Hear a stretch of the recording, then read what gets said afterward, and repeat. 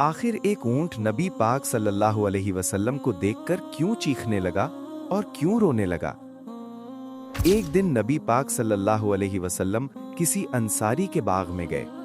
अचानक एक बड़ा ऊंट नबी पाक सल्लल्लाहु अलैहि वसल्लम को देखकर जोर से चीखा, आंसू बहाने लगा और अपना सर नबी पाक सल्लल्लाहु अलैहि वसल्लम के कंधे पर रख दिया, जैसे शिकायत कर रहा हो।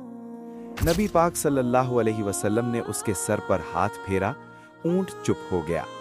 फिर आप सल्लल्लाहु अलैहि वसल्लम ने पूछा, इस ऊंट का मालिक कौन है?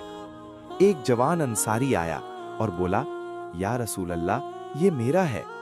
नबी पाक सल्लल्लाहु अलैहि वसल्लम ने फरमाया, अल्लाह से डरो इस जानवर के बारे में जो अल्लाह ने तुम्हारे हवाले किया है।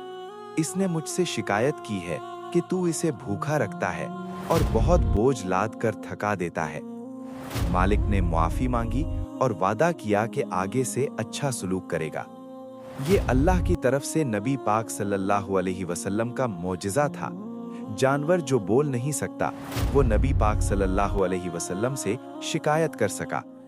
हम कुर्बान जाएं अपने नबी पाक सल्लल्लाहु अलैहि वसल्लम के नाम पे।